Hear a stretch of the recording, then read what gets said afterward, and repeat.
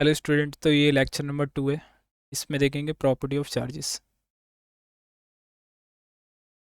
अब देखो, इसमें चार चार प्रॉपर्टी गिवन है एनसीईआरटी के अंदर। पहला एडिटिविटी ऑफ चार्ज, फिर कंजर्वेशन ऑफ चार्ज, फिर क्वांटाइजेशन ऑफ चार्ज और इनवेरियंस ऑफ चार्ज। ये चारों प्रॉपर्टी एक करके अब देखते हैं। पहला, इसमें बोला कि एडिटिविटी ऑफ चार्ज। अब चार्ज कैसी क्वांटिटी होती है? एक स्केलर क्वांटिटी होती है। जैसे मान लो एक बॉडी पे कुछ चार्जेस है,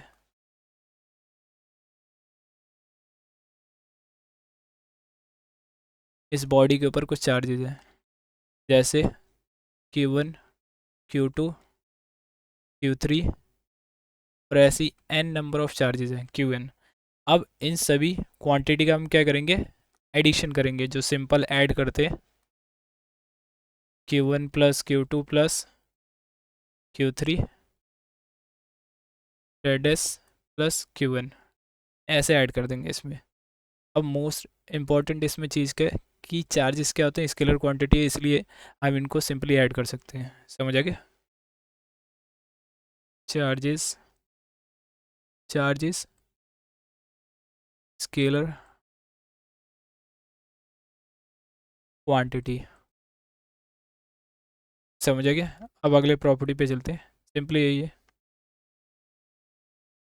अब नेक्स्ट प्रॉपर्टी क्या है? Conservation of charge. चार्ज हमेशा कंजर्व रहता है, ना ही चार्ज को हम डिस्ट्रॉय कर सकते हैं, ना ही क्रिएट कर सकते हैं। समझ आ गया? अब देखिए, एक एग्जांपल लेते हैं एनसीईआरटी में से। एक ग्लास है। ग्लास पे इनिशियली चार्ज इस पे क्या है? न्यूट्रल बॉडी है, इनिशियली चार्ज इस पे जीरो होगा। और ऐसी एक सिल्क क्लॉथ है, उस पर इनिशियली चार्ज क्या होगा? जीरो होगा।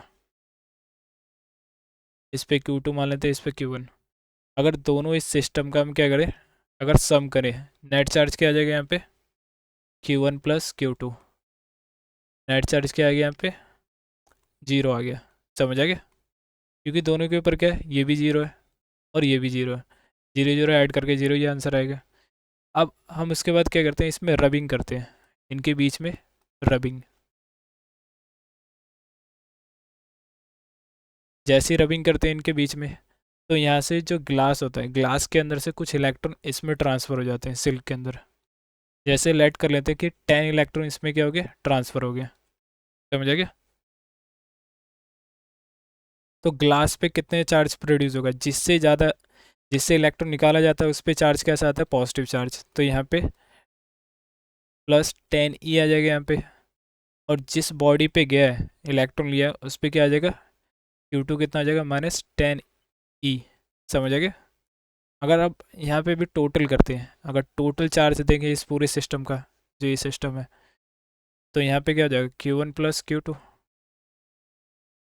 प्लस का 10E माइनस का 10E। अब देखिए यहाँ भी जीरो आ रहा है। समझ आ गया? इनिशियली और फाइनली क्या रहता है यहाँ पे? चार्जेस कंजर्व रहता है सिस्टम का। अब आगे चलते हैं। इतना समझ आ गया? अब क्वांटाइजेशन ऑफ, इस पे सबसे ज़्यादा क्वेश्चन आता है, इसको मोस्ट इंपॉर्टेंट कर लेना, स्टार लगा लेना। Quantization of charge. Quantization, quanta का मतलब होता है पैकेट्स ऑफ एनर्जी। अब इसमें भी जो हमारे चार्जेस होते हैं, पैकेट्स के फॉर्म में क्या होते हैं? ट्रांसफ़र होते हैं। कहीं भी फ्रैक्शन में यहाँ पे ट्रांसफ़र नहीं होता है।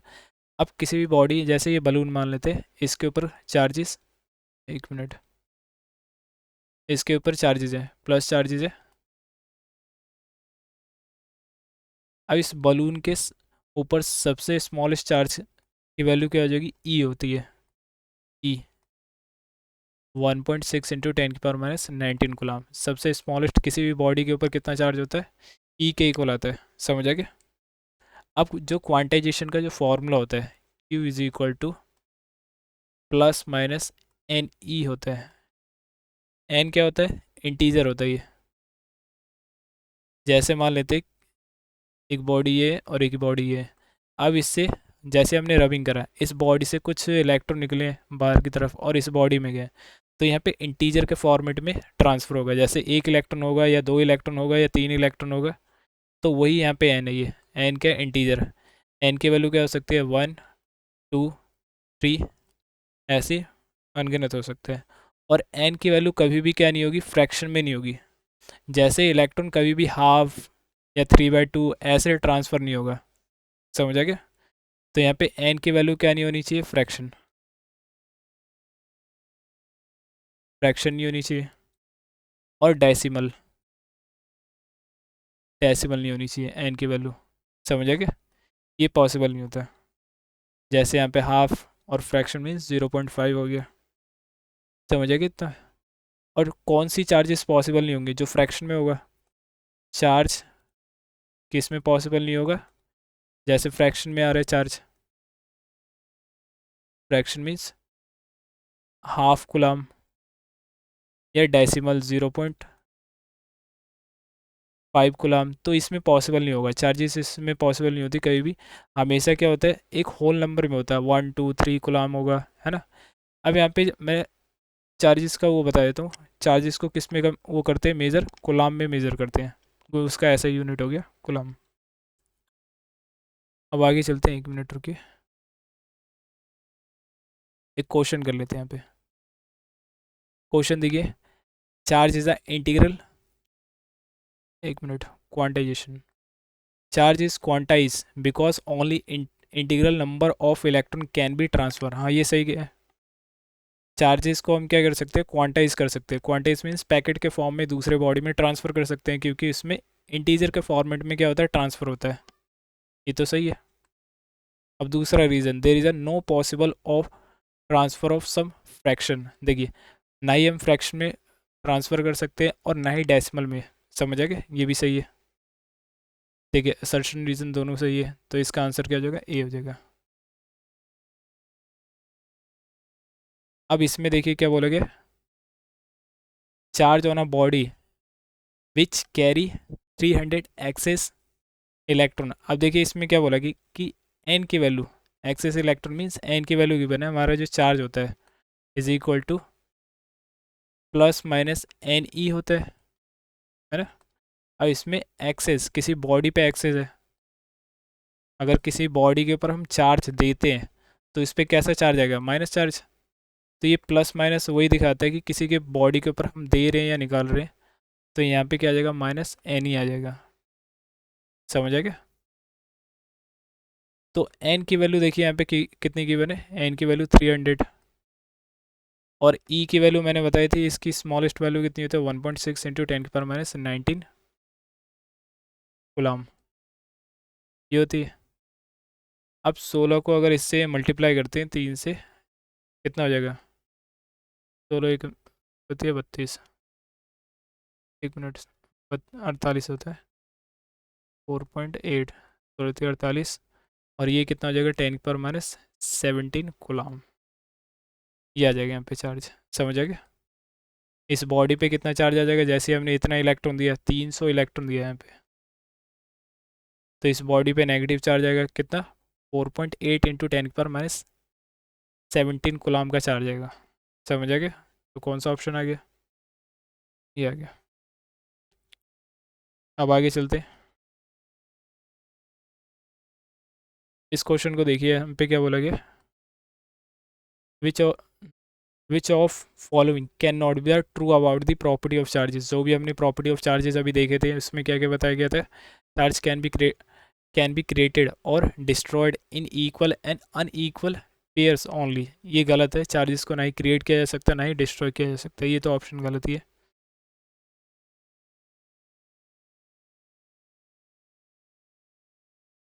साइन, 1 मिनट, प्रॉपर साइन, देखिए यहाँ पे जब एडिंग और रिमूव करते हैं तो बॉडी के ऊपर एक प्रॉपर साइन आता है, जिससे इलेक्ट्रॉन निकलता है, उस पर क्या होता है, पॉजिटिव चार्ज, और जिस बॉडी पे इलेक्ट्रॉन जाता है उस पर नेगेटिव चार्ज, तो ये तो सही है।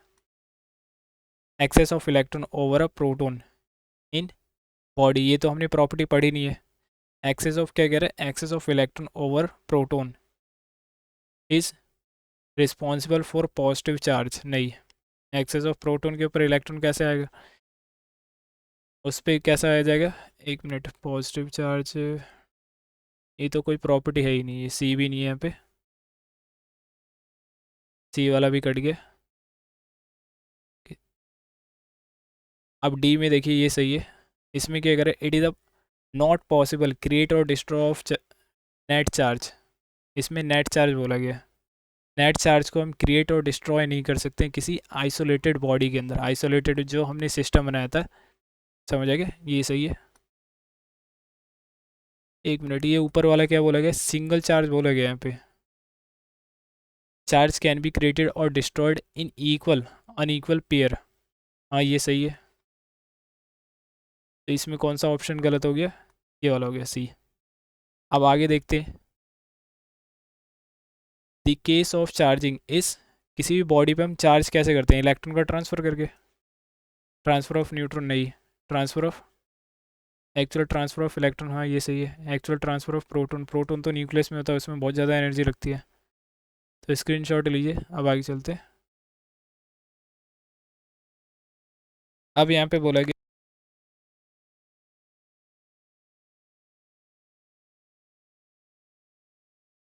Invariance of charge. Invariance, variance का मतलब होता है कि कोई चीज़ वेरी कर रही है, चेंज हो रही है।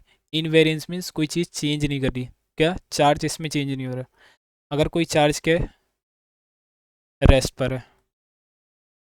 कोई चार्ज क्या है? रेस्ट पर है। और यही चार्ज क्या करे? मूव करने लगे। वी वेलोसिटी से अगर मूव करने लगे, क्या इसका चार्ज चेंज होगा? नहीं होगा। चार्ज क्या होता है? Independent of velocity. चार्ज क्या होता है? चार्ज इज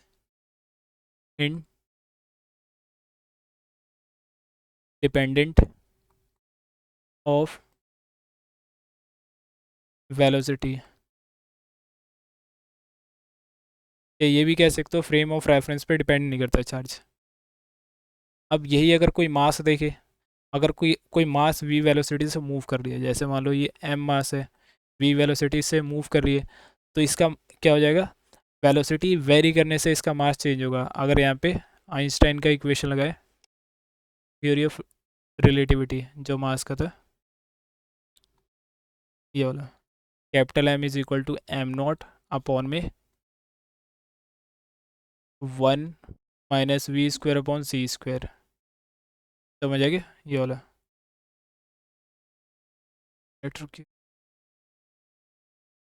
ये कैपिटल एम होता है हमारा मूविंग मास होता है, और एम नॉट होता है रेस्ट मास। ये क्या होता है? ये रेस्ट मास होता है, और ये मूविंग मास होता है। जब मास क्या करे? मूव करे, तब का ये मास है। आप जो यहाँ पे सी की वैल्यू लेते हैं, अगर किसी ऑब्जेक्ट को स्पीड ऑफ लाइट से अगर थ्रो करते हैं, तो वो क्या होता है? उसका मास बहुत ज़्यादा इंक्रीज हो जाता है। समझ आ गया? सी की वैल्यू भी बता देता हूँ। सी की वैल्यू 3 × 10⁻⁻, माइनस नहीं, 10⁸ होता है यहाँ पे। समझ आ गया? अब देखिए इतनी प्रॉपर्टी है, इसको रिवीजन कर लीजिए। अब नेक्स्ट चैप्टर आएगा मिलिकन ऑल ड्रॉप पे। जितने भी क्वेश्चन करवाए हैं इसको एक बार नोट कर लेना, कि इससे बाहर सीबीएसई के अंदर कुछ नहीं पूछा जाएगा, सारा पेपर यहीं से आएगा।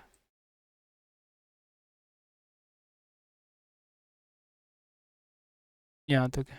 ये सेकंड लेक्चर था हमारा, प्रॉपर्टी ऑफ चार्जेस। अब यहीं पे एंड करते हैं। अगर वीडियो अच्छी लगी हुई तो लाइक, सब्सक्राइब और शेयर कर देना।